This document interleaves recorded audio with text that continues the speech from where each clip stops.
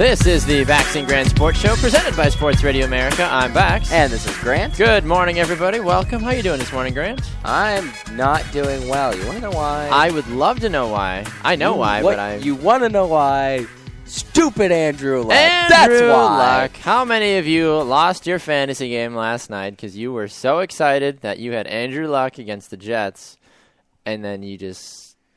I know I did. You lost by how many points? I lost by 5 points. You lost by 5 points because of Andrew Luck. Yeah. Oh. Because it's 3 personal turnovers, 2 interceptions. And a fumble. Or was it 3? It actually might have been 3 interceptions. It was atrocious. That's all I know. Just kidding. It might have been 3 interceptions. Yeah, he had 3 interceptions last night.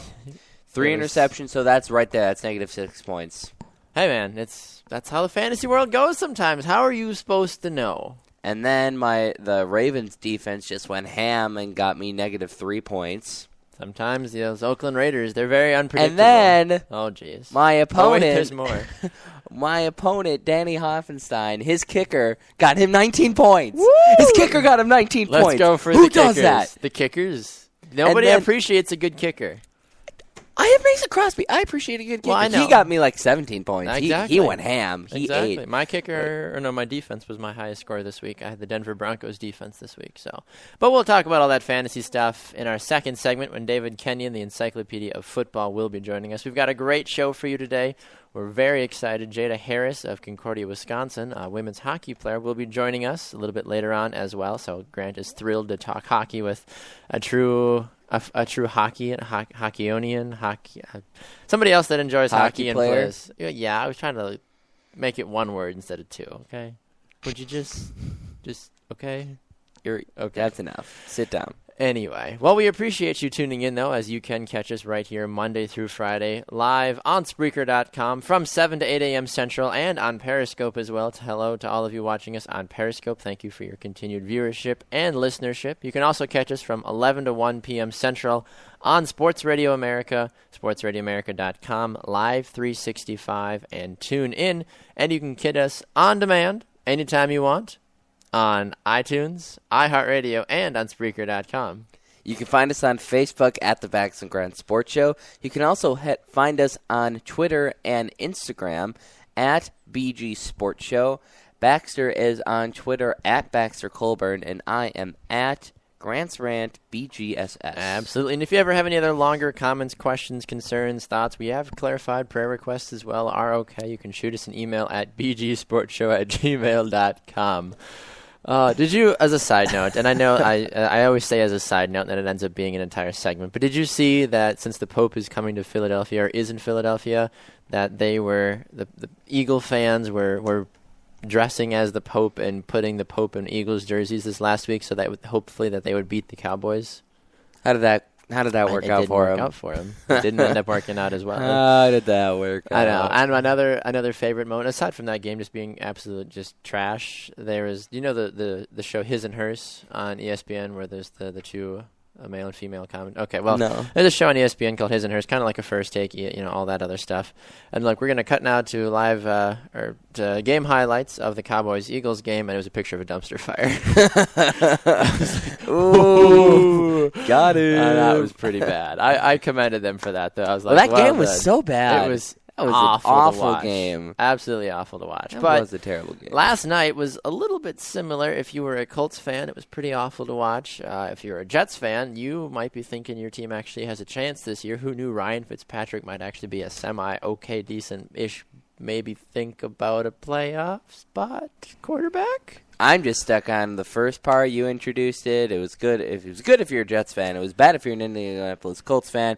It was also absolutely terrible if you're an Andrew Luck fantasy owner. One more time, just throwing it out there. Still salty.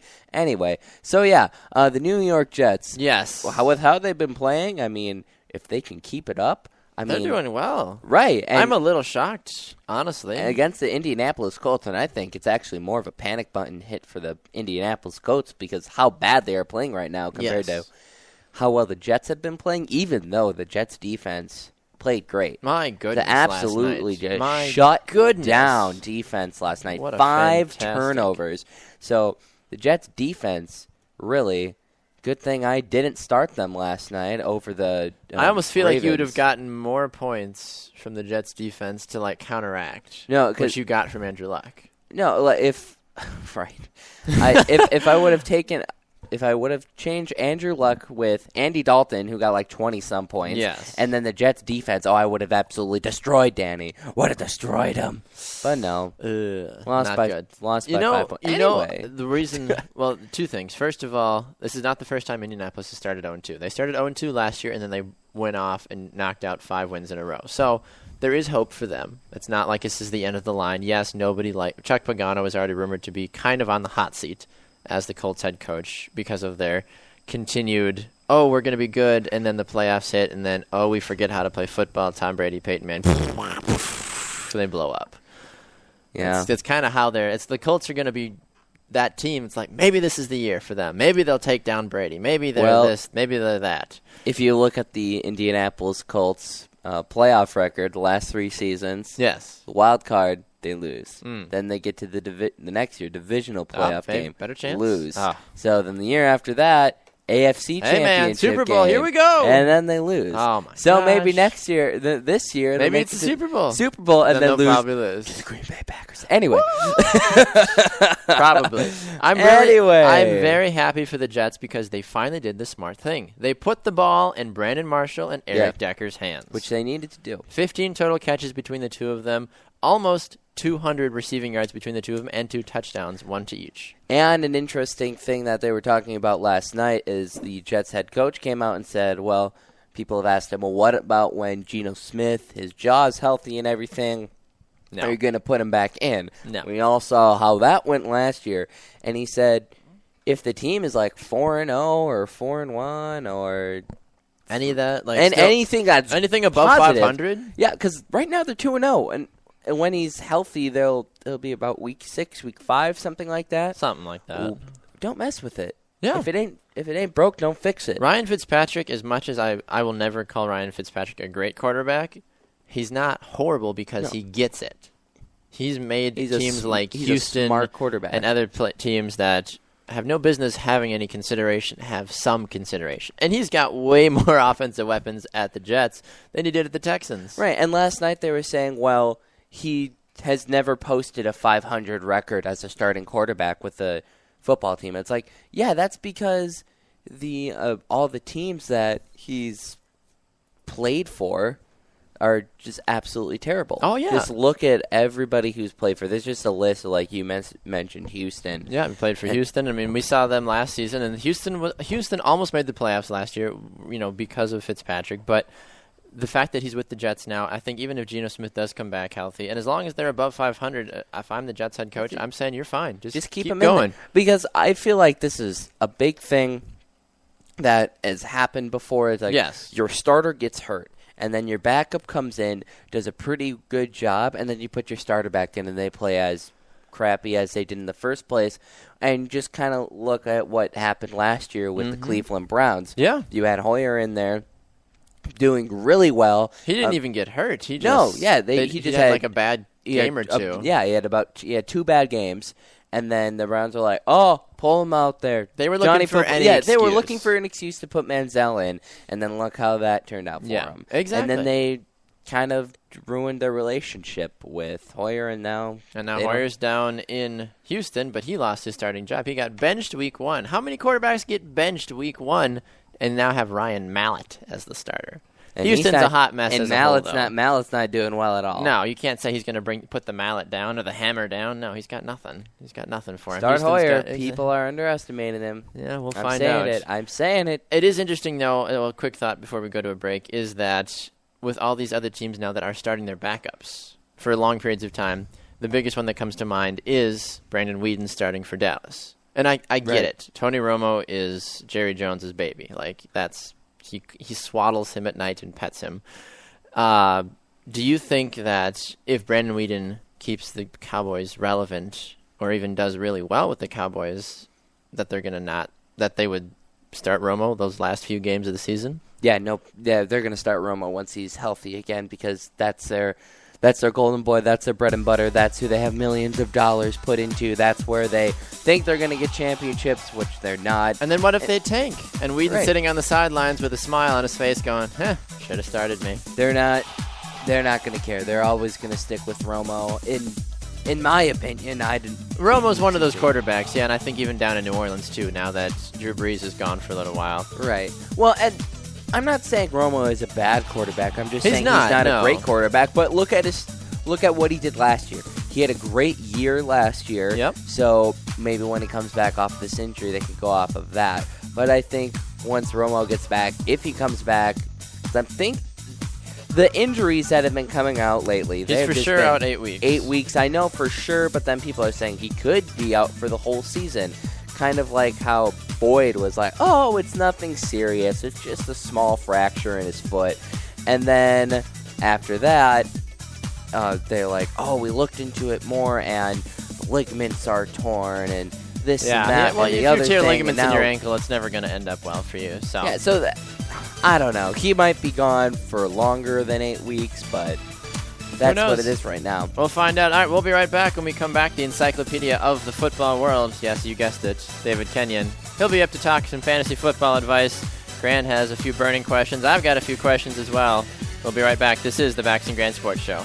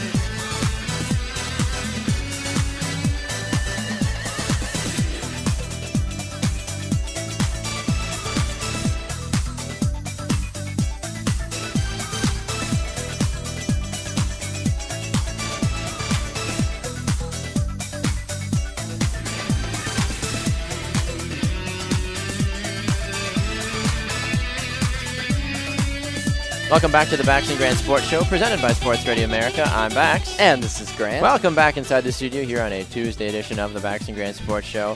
It is another week of fantasy football in the books, Grant. Sadly, Grant has drooped to, what are you, 1-1 now? 1-1. 1-1. I am 2-0 for the first time. Anyway, I'm You over it. You over it now? I'm totally It's a new not week, Grant. over in the it. fantasy world, in a world where both cars are totally underwater. That's a really old commercial. I Anyway, don't even know what you're talking about. that's like a super old commercial. I'm older than you. How is it super old? It's like from early 2000s. Oh, wow. Nobody watched TV in the early 2000s. Like when Everybody I- was concerned about the world blowing up and Y2K and the internet. And What's the internet? I saw a Honestly. commercial the other day. They're like 1994, and like an email popped up on the screen. that's And they're that like, with the two hosts from ABC yeah, or they're whatever? like, Yeah. what's the internet? Yeah. And they're like driving that new like wind-powered car, and they're like, what is this? It's like, okay. Sure. Okay. Sure. Must be nice. All right, well, it is Tuesday, which means we get to bring in our fantasy football experts and the encyclopedia of all things football, and pretty much just an all-around nice guy. It is David Kenyon of Bleacher Report and the Sports Knowledge. He's got a sweet intro He song. does have a sweet intro song. How you doing this morning, David? Doing all right. Thanks, guys. Oh, good. We're glad to have you back on the show. David, quick question. How'd you do in fantasy this week? Well, I think the bigger question is who is not hurt? Ah, Right. That's a very true statement. And your team is so unfortunate because I think, He's going to be like, good later on in the season. yeah, but right now he's got, 6 guys injured? Something. You have a lot of guys injured. I don't think there's any doubt I had the best draft, but when your first 5 players in that draft are all hurt, I mean, That raises some questions. I can completely see that. Now we asked you about this last week, why you didn't start Tom Brady. We're going to ask you again this week. Why did you not start Tom Brady again? that was just me being not particularly smart. And then when I thought about it, I was not able to change it on my phone. So Fair enough. I mean, it's not like I was concerned about winning. Le'Veon Bell out, suspended. Des Bryant out. Alshon Jeffrey out. Mike Evans limited role, basically out. Yeah. Arian Foster out. Evan Coleman got hurt. Delaney Walker out. Yeah. It's just the way The it list goes on. The list does go on and on and on for you, I swear. But you know what's going to happen now is Tom Brady and the Patriots are at home and against Jacksonville. So what's going to happen now is since you have now started Tom Brady, he's going to throw 5 interceptions. Blake Bortles is going to break every record in the books now and just completely assert himself as the best quarterback. Tom Brady's going to get you -5 points. I fully expect that. And we will be sitting here next Tuesday just all banging our heads on the table going, how in the world do you NFL and fantasy football? Because we certainly don't know. I would give you a hug and then send you chocolates in the mail or something. One if in that happened. flowers or something like that. I'm so sorry for your loss. Yeah. Kenny's wife would show up, be like, who died? Be like, nobody. My fantasy team. I'm so sorry. That would be too funny. Well, Grant, you have a few questions for the fantasy encyclopedia this week. What do you got for him? Right. Well, my first question was why you didn't start Tom Brady. Well, my second question is, so here I have this number 1 draft pick who, after looking at it, mistakes were made. So I have Andrew Luck. So he lost me the games week 2, if you didn't know by this point. But he plays at Tennessee. And my backup, who has been scoring fairly decently. He has. He's been consistent. Andy Dalton is against Baltimore this next week. Who should I start? Should I start a struggling Andrew Luck against the Tennessee defense, or I would say a middle-of-the-road to high-end-of-the-road Andy Dalton against a struggling Baltimore defense? Andrew Luck, 100% of the time. All right. I would Ride it out with take Andrew Luck, huh? Yeah, I wouldn't take Luck out of the lineup. Tennessee's defense is not good. And Andy Dalton, you never know what you're going to get. And, yeah, Baltimore struggled against Oakland for no apparent reason. Never trusted Ginger Grant. But they're so much better at home, and Cincinnati is so much worse on the road. Very true. That, I mean, it's, I don't know. I don't think you could even entertain starting Dalton next week. And at Andrew Luck, he's going to bounce back, and he was your first pick for a reason, and you don't fail on your first pick after 2 weeks. Right. All right. Then my second question for you, Todd Gurley. He is a question mark going into week 3. How do you solve a problem like Todd Gurley? Exactly. He was questionable going into week 2. He is now expected to possibly play after coming off that ACL injury last year. Still not too sure, and if he comes back, he might not necessarily get the starting role. Do you play Todd Gurley at all, maybe in a flex position, or do you just leave him out for a couple more weeks until he gets more touches? You always keep them out until they prove to you that they're going to have the consistent role and enough touches to make it worth it. So he's going to sit on your bench for a while. Now, with that being said, when you draft a player like that, you have to be willing to have patience. And unless you have a team that, gets like 8 injuries, like some of us have had happen, and whatever. That's hey, the man. way it goes. Yeah, we joke That's now, the way but it you're going to goes. be dangerous down the stretch. Yeah, but, it all happens. But anyway, Gurley is a guy you're going to stick on the bench. You want him for the end of the season. He's your playoff run guy. He's like your free agent that you picked up in the middle of the year that no one else could actually get. And if St. Louis decides to put him on a pitch count for the whole year, well, then drop him for a flyer at the end of the year and see if he plugs into your playoff lineup. That is very true. That's not a bad idea, honestly. I mean, yeah, with a guy like Todd Gurley, you want to keep an eye on him. Obviously, if he were to get like a season-ending injury or something of that nature, well, then yes, Drop him. drop him. He's taking up space. But, well, I guess for me, Kenny, I'm in a little bit of a different situation. My starting quarterback was Tony Romo. It was. Now I'm faced with a difficult situation. I have Alex Smith as my backup right now.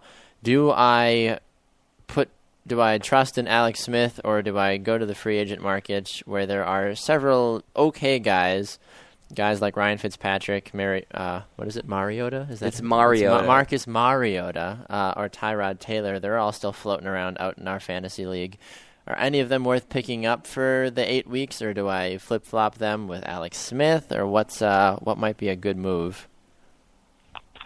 Well, I don't think you get rid of Alex Smith because he's your proven guy. Yes. And they have a favorable stretch coming up. Green Bay's not going to be a great defense. You probably won't score well. But after that, Cincinnati, Chicago, Minnesota, Pittsburgh, and even Detroit to a degree. I mean, if he's going to score at all this year, it's these next 5-6 weeks. Yes. You're going to need a second quarterback at one point, and just looking at your team, considering your depth, I don't think you would ever touch Darren Sproles in your starting lineup. No, that's what I so think. that's something you'd have to consider. Yeah. And you can go get someone like Tyrod Taylor might be appealing because of his numbers.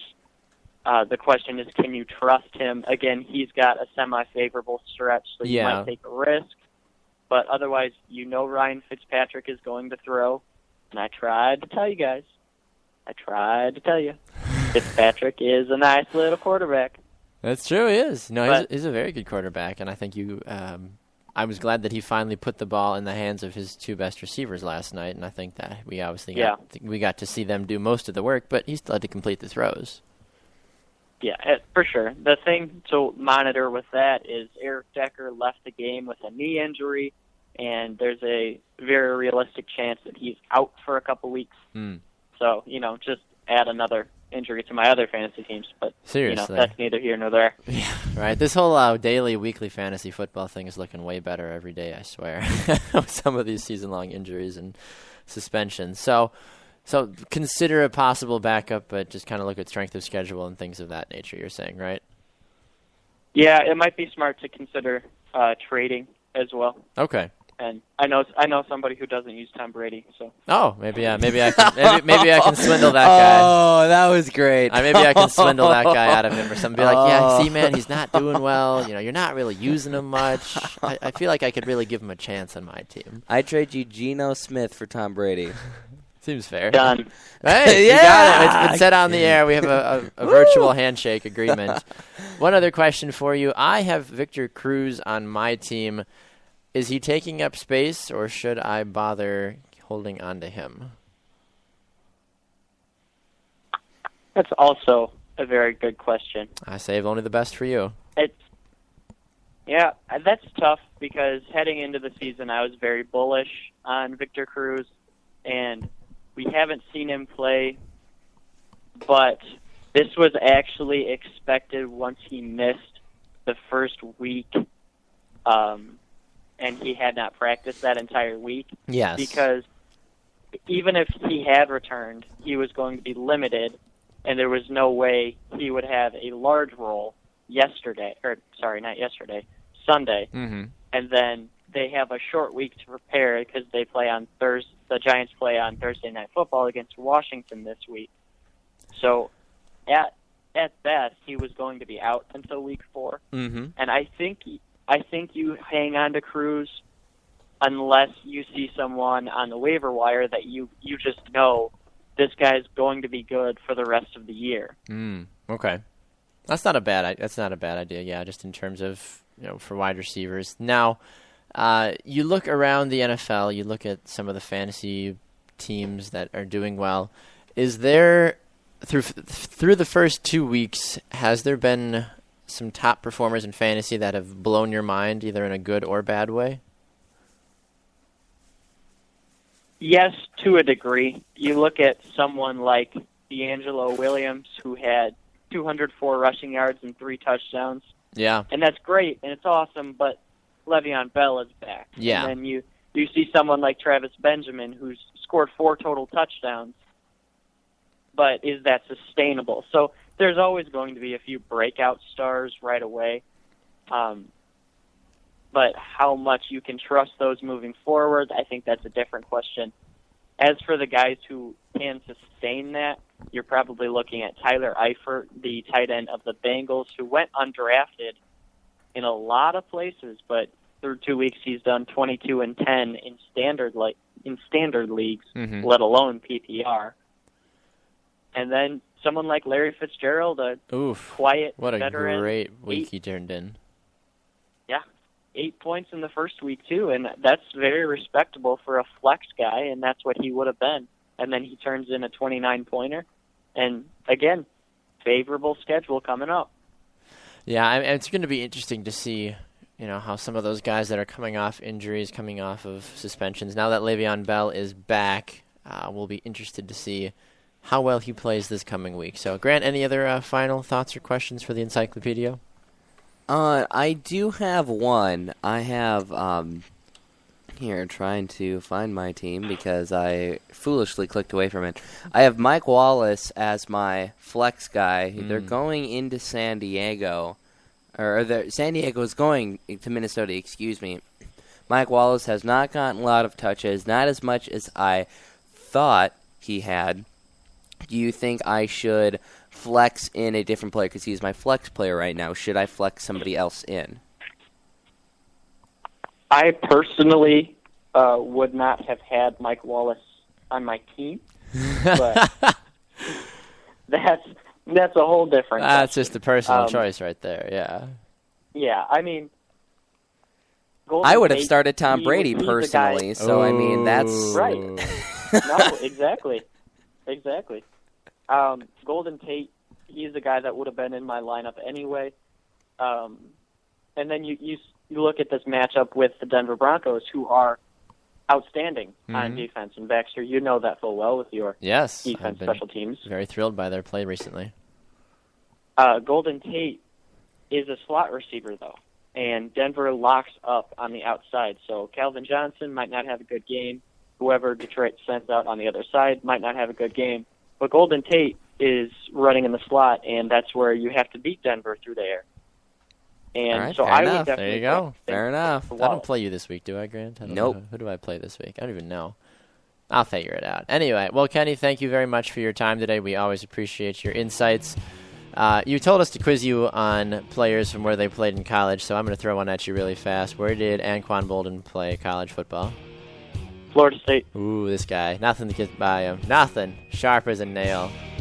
You got one for him fast? No, Can't think of a random NFL player and ask him? A random NFL player. Phillip Rivers. North Carolina State. Ooh, this guy. Sign him up. Sign him up for Sports Jeopardy. He's going to challenge Aaron Rodgers next time. All right, Kenny, thank you so much for your time. We will talk to you again on Thursday. Enjoy your week. You got it. David Kenyon, our football encyclopedia, fantasy football expert, and all-around general nice guy here on the Bax Grant Sports Show. Aaron Rodgers wasn't even on sports He was just Jeopardy, Celebrity Jeopardy. He just destroyed Jeopardy. He destroyed an astronaut and Mr. Lovable, Mr. whatever his face is there from Shark Tank. I don't know. I don't The know. bald guy that complains a lot. Anyway, we're going to a break. When we That come happens back, in a lot of shows. our poll question will be answered. And it was fairly well received as well. Yes. So we will talk about that. We'll be right back. This is the Bax Grant Sports Show.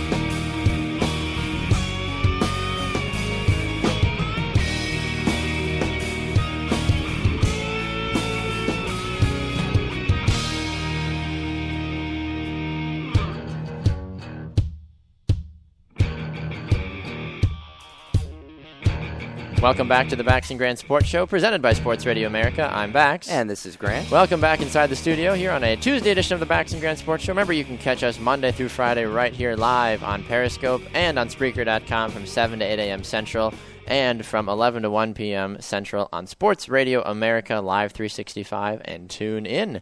Remember, you can follow the show at Baxter Colburn, at Grant's Rant BGSS, at BG Sports Show, where all over the place. All over the place. Well, Grant, we asked a poll question of the lovely folk because they responded so well last time we did, so we wanted to ask them again. And I thought it was only fair that after what has been remarked as one of the better performances of Aaron Rodgers during his career, that we asked the poll question, is Aaron Rodgers the best quarterback in the NFL, yes or no, and why?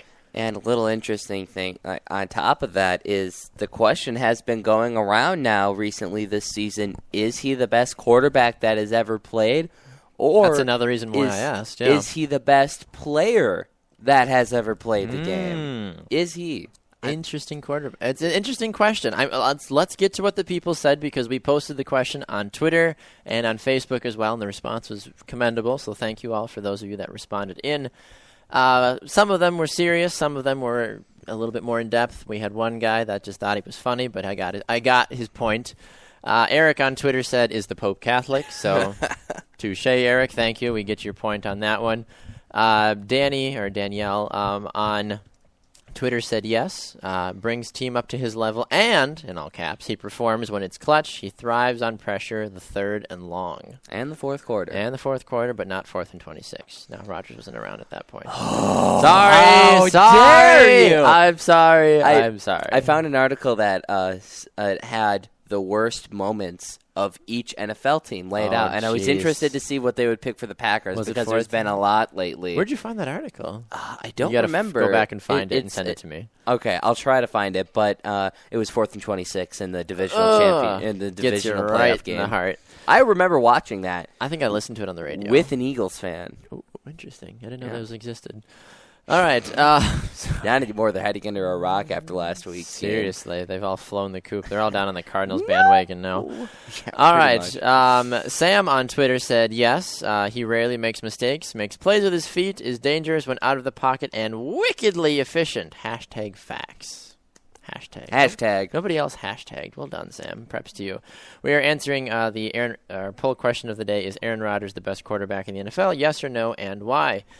Kevin on Facebook said he is definitely one of the best in the league now. He's as smooth and poised as they come. Ooh, smooth. Interesting.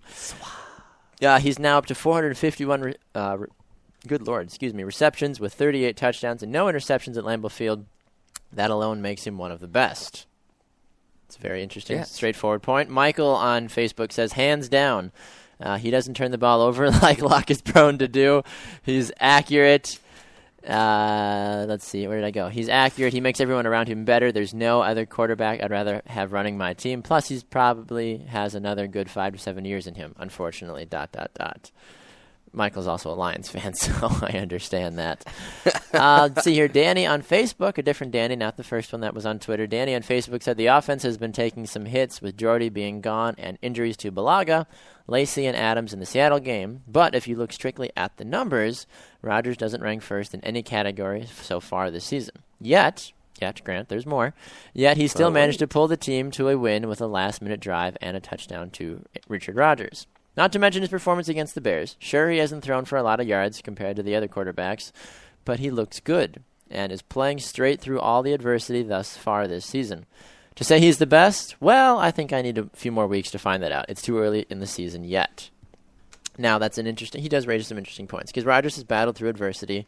Statistically, yes, he's not the number one. And sometimes that's how people are judged. It's like, oh, you don't have 10,000, blah, blah, blah, blah, blah. Well, sure, but yes, the Packers are winning, and he is making his stats count when they need to.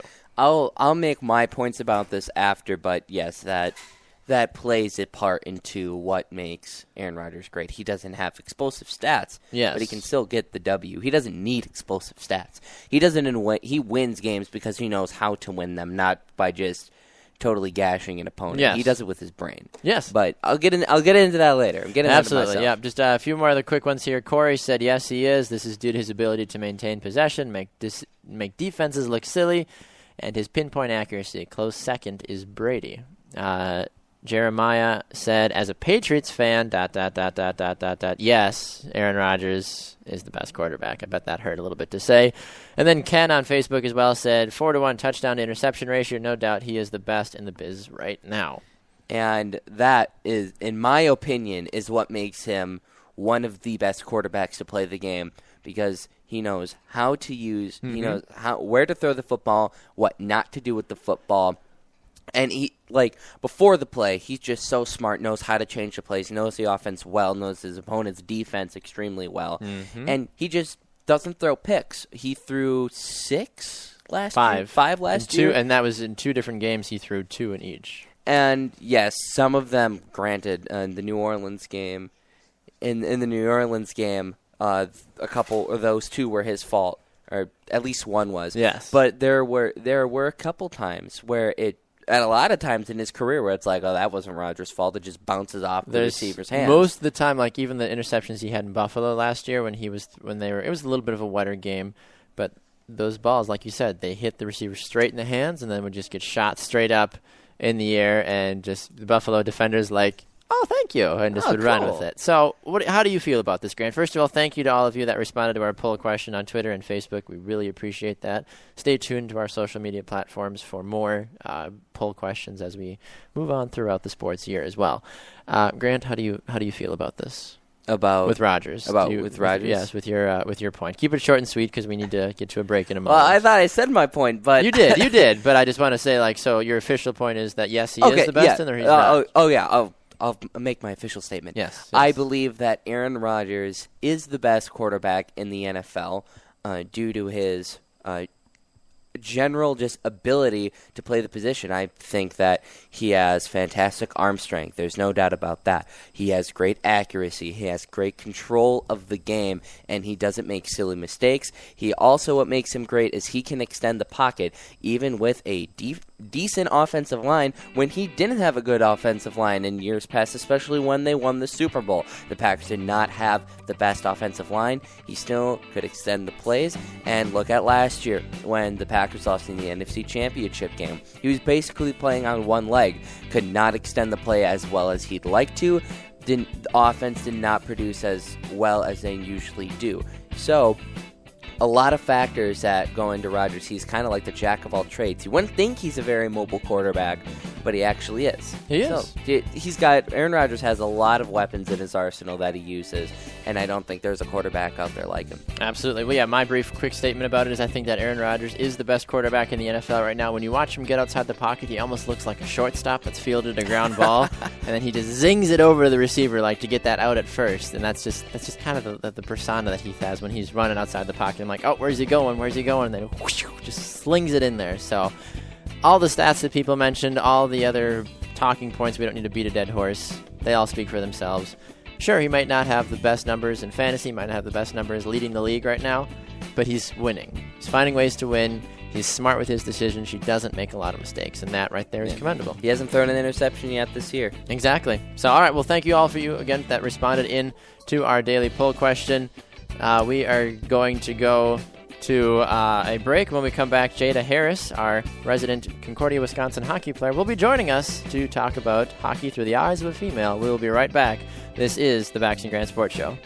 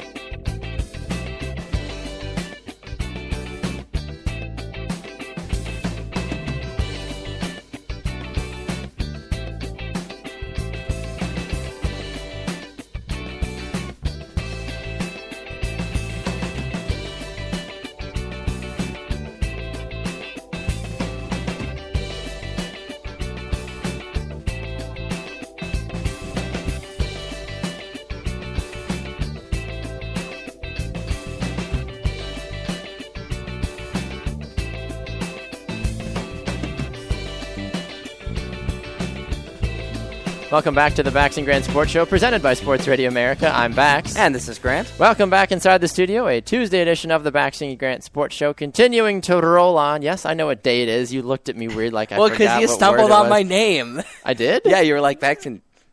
Grant. Rosencrantz and Guildenstern. I don't know. No, it's... I knew a guy in high school. His last name was Rosencrantz. Really? Yes, I did. I wonder what his signature looked like. That was probably like a boss signature who just signed his papers and be like, ha-ha, there we go. Maybe not. I don't know. But anyway, welcome back inside the studio. The things I don't know. I just want like a segment just where we go back and just highlight all of our... just talk about random stuff. All the random things that we talk about. But we've had a great show today. We've had Sam Wallace will be joining us a little bit later on in the show. Hasn't been on. I know. My time, my everything is just completely lost. I don't even know what I'm doing with my life dramatic. Anymore. That's dramatic. I'm so sorry. Everything is gone. I'm looking at the schedule and Sam Wallace's name on it, so that's why. Sam will be joining us in our next segment when Grant has to duck out early. David Kenyon was on the show earlier to talk about fantasy football. There you go. This is not my first day, I promise. Do you? No, I don't promise. 97 shows in, Grant. I feel like I would have a bit of a grasp on what we're doing. Apparently not. I guess not. But hopefully our guest now will be able to help us out with that. We have the distinct opportunity, Grant, to speak with someone that plays a sport that you have very near and dear to your heart. Yes. No, not baseball, not curling. I'm sorry I couldn't find a curler. Hey, that's fine. I found a hockey player, though. Her name is Jada Harris. She is a defender for the Concordia University of Wisconsin. She is a junior. Well, she's a senior this year. I'm sorry, her page has not been updated yet. And she is one of the captains on the team this year, and she has the pleasure of joining us on the show now. So good morning, Jada, and welcome to you. Good morning. Thank you for having me. You are very welcome. We're excited to have you on the show, Jada. Now, did I mess it up? Are you a senior this year, or are you junior? I am a senior this year. Okay, yes, that's what I thought. We were looking at your bio page on the team website, and we're like, I don't think that's updated completely. So I'm glad I. Nope, it's not updated. Okay. Yeah, so Fair I'm enough. a senior. Fair enough. Well, Jada, welcome to the show. We're excited to have you on this morning. Right away, we want to jump into it. How did you get your start playing hockey? Well, yeah, it's a long story. But I started when I was actually 3 years old. My brother so he was 5 at the time. He was actually always carrying around a stick in the woods, right? Okay. So my parents were like, oh, what better place to bring him than like hockey, because you're always carrying a stick. So he went when he was 5, and then my parents just kind of brought me along because they didn't want to leave me at home. Leaving your 3-year-olds at home was not, looked upon highly. So I started when I was 3, and my brother started when he was 5, and the rest is pretty much history. So. My goodness, wow! So you've been playing for I can't do math in my head this morning. A long time. 18 years. 18 years. 18 Holy years. cow. Yes. My goodness. Yes. Now, during those 18 years, Jada, you have had the opportunity to play for multiple different teams and clubs. What would you say has been one of your defining moments throughout your career before you got to college? Defining moments. When I was in high school, my senior year, we actually went to the state tournament. I played in Wisconsin for a high school team in Wisconsin, and we actually made it to the state tournament my senior year, and we got second place, which was heartbreaking, but that was probably one of my favorite moments, just being in that atmosphere. It was crazy, amazing, and I wouldn't have changed it for the world. So, all right, then another question for you. With a lot of just scrutiny all over like female sports, with not being big enough, not being popular enough, in my opinion, especially after the last Olympics, women's hockey, and especially in college, has really taken off as of late. I agree. I was going to ask, do you agree with that, and how do you think it's going to be bigger in years later on? One of my dreams is in my lifetime to actually see a WNHL. So, interesting. It's not a bad concept, so they honestly. have, right? So they have a couple actually teams that are of that kind of nature, but it's not big yet. So there's probably, I think there's like two to four teams in the U.S. and Canada right now that are getting there. So we are getting there, but it would be, my dream to see a WNHL, because, I mean, why not? There's that'd no be reason great. for it. Why not? That'd be awesome, because I love watching women's hockey in the Olympics, and that's just I think a they draw fun more sport. viewership than the men's teams usually Probably, do. especially sometimes. Well, yes, it's a different game. So, like, in women's hockey, there's so much more, like, skill work and finesse, as where in men's hockey, it's just a lot of big hits. They just run over people. Like, get out of my way. Exactly. So, it's a big difference. Women's hockey, you can't hit, you can't check. So, there's a lot more skills involved. There's a lot more speed involved. So. Now, as a defenseman, like you just said, you're not able to check or anything like that. How differently does that affect your game? Like, how does that make it more challenging for you, do you find, or does that actually make it easier? You know what? That's a really good question. I would say that I've never really had the opportunity to take those big hits. Or you never had someone up against the focus. boards and you just didn't want to just drop them on the ice? I have. I've gotten plenty of penalties for checking. I'm not supposed to, right? But anyway, so I would say that it makes it.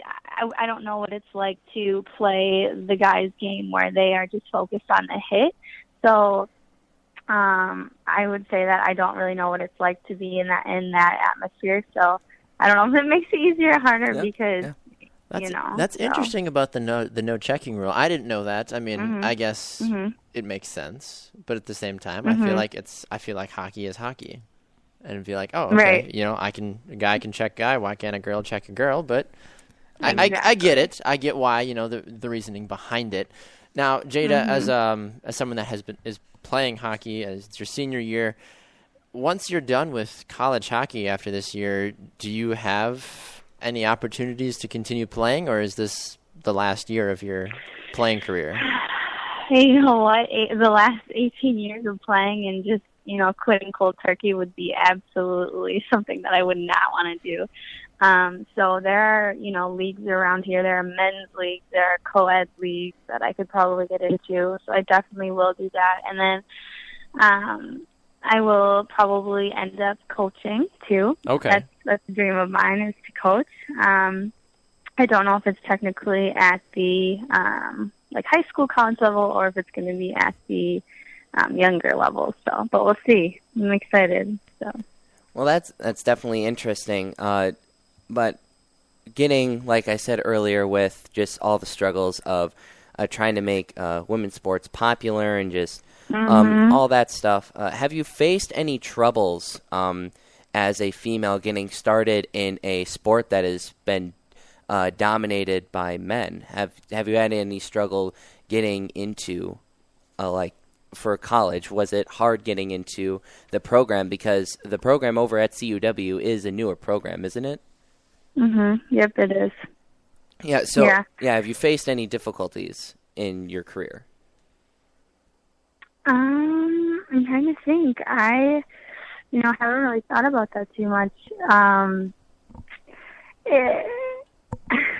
Well, it can be interpreted in the fact that maybe you haven't. Then, if it's something that hasn't been prevalent in your career, because you find that with women's soccer, women's basketball sometimes, that you play basketball, you're a woman, you're obviously not that good. No, I get what you're saying now. Yeah, so I mean, there definitely has been. When I tell people I play hockey, they're like, "Oh, do you play field hockey or ice hockey?" Like, kind of expecting me to play like field hockey. Sure, so that's associated more with women.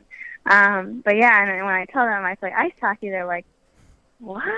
Like, and then it's always associated with being not necessarily manly, but like being a beast or being like, mean or something like that. And like, I know you know me, Bax Grant. Like, I am not like that at all. And I was gonna say, I was like, when I first met you, and my now wife told me that you played hockey, I was like, oh, come on. It's like, she's so nice. Like, you think of a hockey player and you think of this rough and tough, like, I could, eat, anything and just destroy everybody and blah, blah, blah. It's like, okay. Right. When I went to high school, there was a couple girls on the local women's hockey team. They were on the Storm, I think it's called. Okay. Yeah. Yep. Okay. Yeah. I was thinking that you might hear about them. But they were the same way. It was actually good, and I was really glad to see it, because people really did respect them, and because our one high school didn't have a big team, it wasn't like the whole team didn't get appreciation, because there was only a few players from the school, but they would like make announcements about them throughout the school, and they would like, even though it wasn't like a school supported team, people like still showed them a lot of respect. And they were like, of the girls that played on the team were like super nice people. They weren't like some of the girls that you see in UFC rings. Yeah, today, no. And I think that's the persona too, is people think that they have to be a UFC MMA fighter to play hockey, because like, but now that I know there's no checking, that takes away from it a little bit. So I'm like, so you can have a sweet personality like Jada and still go out and lightly tap a few people on the ice if if you need to. Now, but I must say though that like, I am not always nice on the ice. Like, there are times where, you have to take your anger out, but which is what you've got. I mean, hockey is the right sport if you want to hit people and get away with it at the same time. In other sports, you blink at them and they're like, "Oh, that's a penalty, get off." It's like, "Oh, okay." Yeah, exactly. Now, Jada, last year you were part of a defense that only conceded 65 goals, which was a school record. Now, how does your team look going into this season? I mentioned you're one of the captains, so you've got a pretty good idea of the unit that you're working with. You only graduated, I believe it was 6 seniors last year. Is that correct? So, yep, that's correct. So moving forward this season, then, how are we going to see a similar product? Is it going to be better? Is it going to be worse? What is your evaluation so far? So actually, we have quite a few very talented freshmen coming in, so that's going to help us a lot. Like, they're right off the bat going to be probably playing quite a bit, maybe even starting a couple of them sometimes. So we have a really talented team. The only thing that I would say is going to be the difference from this past year to this year is our goaltending. Okay. We had a very, very, very strong goalie last year. She would make those crazy saves, and like this year they're strong, but I don't know if they're going to be up to that strength as we had last year. So that is the only downfall, but I do think that our new forwards can make up for that. So I'm excited. I'm really there's a good opportunity to still have a terrific team, but I think for any time that you lose a terrific goalie between the pipes, it's going to be difficult to rebound from that. Especially that I saw in the finals of the playoffs last year that you guys played in. Your goaltender had 44 saves. My goodness. Yeah, isn't that crazy? Yeah, Absolutely she was nuts. phenomenal. Wow. Well, that's very commendable. I mean, you have to be proud of that. And it seems like Concordia, Wisconsin has a respectable program as they move forward. So, Jada, we really appreciate you taking the time today to stop by and speak with us. And we look forward to hopefully checking in with you again later on in the year. Awesome. Thank you so much for having me. You're I really welcome. appreciate it. You're always welcome on the show. So enjoy the rest of your day, and we'll be speaking to you again in the future. Awesome. Thank you so much. You're welcome. Jada Harris, the defense woman. Is it defense men? Defense woman? How does it work? I never Probably know defense exact- woman. Defense woman. Well, she said goal lady, so That's true. I'm assuming defense woman. Defense woman. Okay, so Should've we'll call her a asked. defense woman. We will. We'll have to ask her next time. But defense woman for Concordia, Wisconsin. Great opportunity getting to speak with her. So thanks for her. Thank you to her for that. English sometimes, Grant, I swear. Good thing you're not in broadcasting. Right? That'd be so embarrassing. Anyway, thanks again to her, and thank you for tuning in. We'll be right back. When we come back, Sam Wallace will be on to talk about fantasy football, a little bit more specific towards the Bax Grant Sports Show Fantasy League. We'll be right back. This is the Bax Grant Sports Show.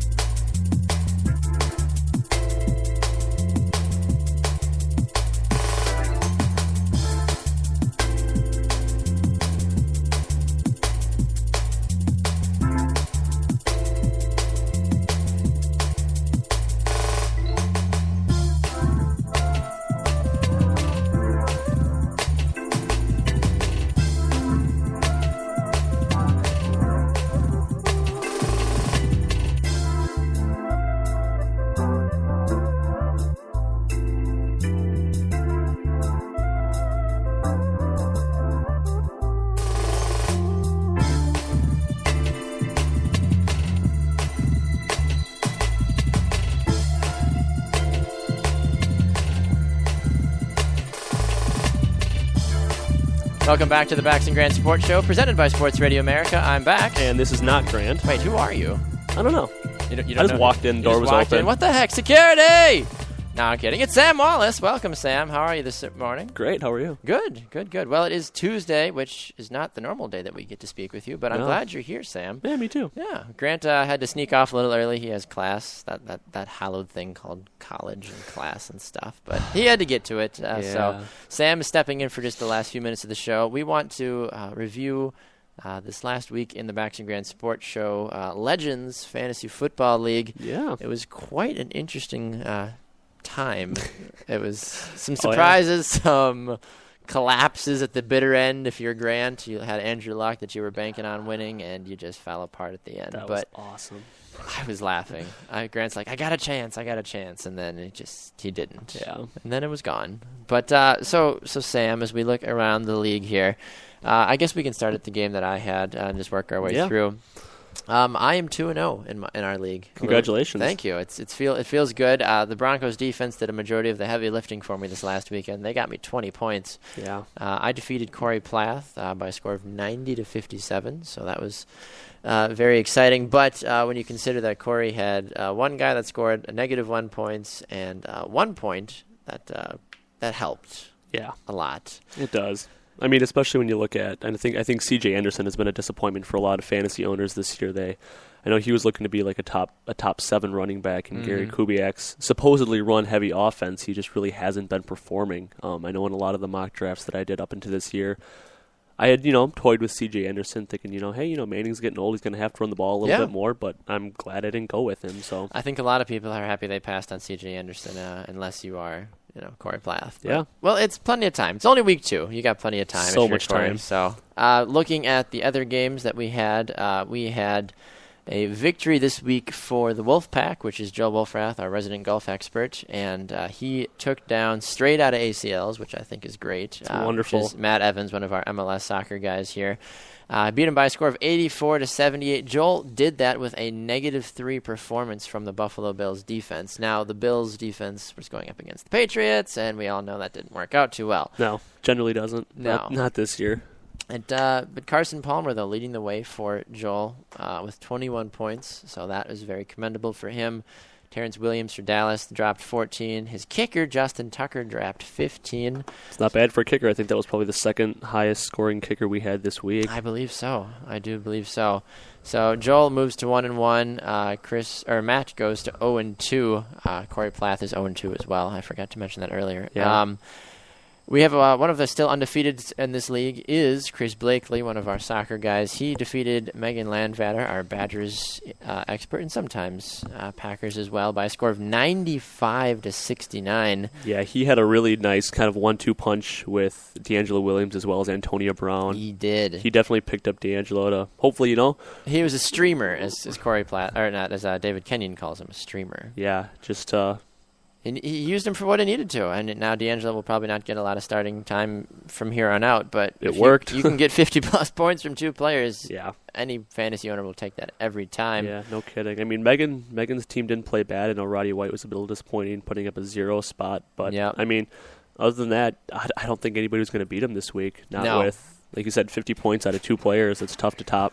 It was very tough to top, and I think that, now that Chris is one of the 3 undefeated teams still here in the Bax Grant Sports Show Fantasy Football League, as we're reviewing things here with Sam Wallace. Now, Sam, we're on your game. You claimed a victory, your first victory of the season. Yeah. You took down David Kenyon by a score of 78-56. Talk about your team this week and their performance. Well, I actually jumped out to a nice start right away last Thursday. I had Jamal and Demarius Thomas put up 25 points right off the bat, which is almost as much as I scored all of last week, so I was feeling pretty confident heading in.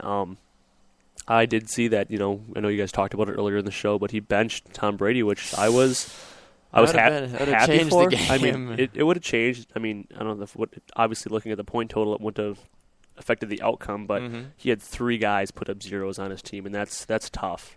Not going to win games tough. like that. No. Now, you missed out on one guy's in particular, Allen Robinson from Jacksonville. 27 points on your bench. But to be fair, how did we know? How are we going to know? I mean, how are you going to know that Blake Bortles is suddenly going to just go off on a team and play really, really well? I mean, I drafted Allen Robinson for that reason because he has such big game potential. Mm-hmm. But it's so hit and miss that I felt with. I actually swapped him out with Danny Woodhead. I picked up Woodhead off waivers the week prior and dropped Monty Ball, who was out of a job at that point. Yeah. But Woodhead has so far through the second week become the second highest receiver in terms of receptions for running back. So he's not getting the number 1 touches behind Melvin Gordon, but he's getting a lot of receptions. So he's not a bad flex option. I think in the long run he'll be more consistent. I'll probably give up a few big games with Allen Robinson like this, but again, how are you going to know? Exactly. And like we were hearing from David Kenyon in our second segment today, if you have a guy that does that on your bench, you want to see it consistently before you start trusting him in your starting lineup. Because we've seen it so many times where a bench player will go off, people will start that player the next week, and then they'll be lucky if they get like 5 points from that player. Yeah. Got to see the consistency before you can move ahead. Yeah. The 2 other games that we had in our league, we saw Zach Poppenfuss, our just random grab bag of knowledge, take out our fitness expert and fight corner guy, Connor Christensen, by a whopping 101-63. Yeah, he drafted a very solid team. He really did. I mean, again, Ryan Tannehill has kind of been, I think a lot of people talked about it before the year, saying he's going to be great, he's going to be a really good fantasy quarterback, but no one is really willing to draft him because it's Ryan Tannehill. But, Zach went out and got him, and he's been doing very well. Tannehill did 23 points for Ryan Tannehill this last week. He had a good 1-2 punch with Calvin Johnson and Jordan Matthews, each getting 14 points, and then Julian Edelman with 22 points. So all 3 of Zach's receivers this last week really did a great job. And it was interesting because Connor had 30 points from Ben Roethlisberger. But that was about it. Nobody else on his team got over double digits. Nope. I mean, he had Kyle Rudolph with 9, and that was it. So that's a tough way to win games. I mean, I think we've seen in a lot of teams that are pushing 2-0 already this week. They've had several guys contribute. And you're not going to be able to win in fantasy if you can't have multiple guys contributing. Mm-hmm. He's got guys on his team that should be, like Marshawn Lynch, maybe Jeremy Maclin a little bit. He had the Dolphins' defense against Jacksonville, which I thought multiple. Again, he just kind of cut a tough break. I don't think anybody thought that after watching the Packers' defense be gashed by Matt Forte in Week 1 that they were going to hold Marshawn Lynch to only 41 yards rushing. Exactly. So, I mean, I can't blame Connor for that pick. I definitely would have started him as well. Yeah, absolutely. And then in our final game, we had Grant, as we mentioned earlier. He was defeated by Danny Hoffenstein, one of our college basketball and Green Bay Packer guys that comes on the show sparingly. Danny defeated Grant. I know they're virtually the same person sometimes by a score of 91-86. Because of a poor performance from Andrew Luck. But Danny had several key contributors on his team. Peyton Manning dropped 20 points. The Cardinals' defense got him 18. Steven Gostkowski got him 19. Yeah, I mean, Gostkowski is one of those guys that, people say, oh, draft a kicker in the last round, last round. I think 90% of the time that's true. But when you got a guy like Gostkowski, who is so much better than every other kicker, and you say, well, how can that be? Just look, 19 points out of a kicker. Yeah. I have a total of -1 points through 2 weeks with my kicker. Oh. And Adam Vinatieri. He's missed 2 field goals already this year, and he's made 1 extra point. Might be time to see. Switch. We'll see. Now, for you, Sam, then as we move forward this coming week, you have an interesting matchup in Week 3 now, and you will be looking to rebound, obviously, or continue off of your success. Yeah, absolutely. Heading into Week 3, I'm playing Connor this week. So, again, it's, Tuesday morning, so projections are pretty early yet, but I'm slotted to beat him by 12 points going in, but we'll see if either one of us makes some changes into our lineups. But, yeah, I mean, I'm liking where I'm at right now. I really don't think that Jacksonville's going to go off again on my defense, so I'm really looking for the Patriots' defense to crack down and pick up a few interceptions or some turnovers. But other than that, I mean, I really need Lamar Miller to start stepping up. Yes. He went out with an injury this past weekend with an ankle injury, kind of similar to Eddie Lacy, but we'll see. There's a good opportunity for him, yeah. And I take on Joe Wolfrath this week. I am projected to win this game by about 24 points, and I think it'll be a good opportunity to see if I do end up going with Alex Smith or not. Joel has got a good offense, has got a good product as well, but now that Tony Romo, my starting quarterback, is out, I have to make some adjustments and really see what is going. We're just going to have to really play it by ear. Yeah. Some of the other games that are going to be wanting to keep an eye on in this league. Chris Blakely going for his 3rd win in a row. He takes on 0-2 Corey Plath. Chris is favored to lose the game right now. We'll see if after the changes are made. He's favored to lose by about almost 8 points. Megan Landvatter is favored to lose to Matt Evans by a score of 87-75. Danny is taking on David Kenyon this week. He's only projected 72 points to David's 75. That's going to be a fun matchup to watch. And then another one to keep an eye on, Grant takes on Zach this week. And at the moment, Zach's team is favored by only 1 point. Yeah, so we'll see. I mean, fantasy football. That's why they play the game. Exactly. Let them play the game. We're going to just hang around and do whatever. But Sam, that's what we do. Exactly. Sam, I appreciate you taking a little time today with us and for stopping by. Not a problem. We'll see you on Friday. Absolutely. We'll be here Friday morning. Friday morning, Sam Wallace's Running 101 tip. You're not going to want to miss it. Thanks for stepping in and hanging out a little Anytime. bit. Appreciate it, Sam. Enjoy the rest of your day. You as well. Thank you. All right. Well, another exciting edition of the Bax Grant Sports Show is in the books. Thank you to all that attended the show in terms of listening and watching. Special thanks to David Kenyon for his fantasy football insight, Jada Harris of Concordia, Wisconsin, and Sam Wallace, as we just got a chance to speak with as well. And thanks to all of you that answered our poll question about Aaron Rodgers. You can still go answer it. It's still on our Facebook and Twitter pages, which can be found at the Bax Grant Sports Show and at BG Sports Show. Is Aaron Rodgers the best quarterback in the NFL? Yes or no, and why? Let us know your thoughts. A new poll question will be coming out later on today. You're not going to want to miss it. Tomorrow on the show, Grant's got his rant. Our new power rankings will be coming out, and Megan Landvatter will be here to talk about the Wisconsin Badgers and what to look forward to in their upcoming week in action. You're not going to want to miss it. Thanks again to listening to another edition of the Bax Grant Sports Show. You can remember you can watch us on Periscope from 7 to 8 a.m. Central and listen to us live from 7 to 8 a.m. Central on Spreaker.com. You can also catch us from 11 to 1 p.m. Central on SportsRadioAmerica.com. Live 365 and tune in. And then if you want to go back and listen to our show on demand, you can catch it on iHeartRadio, on iTunes, and on Spreaker.com. You can follow me on Twitter at Baxter Colburn. Grant is at Grant's Rant BGSS. Once again, special thanks to David Kenyon, Jada Harris, and Sam Wallace for stopping by. For Grant Coppersmith, I am Baxter Colburn. Remember, if it happens in the sports world, Grant is probably going to rant about it, and if he doesn't, we're still going to talk about it anyway. Enjoy your day, everybody. We'll see you all tomorrow on the Bax and Grant Sports Show.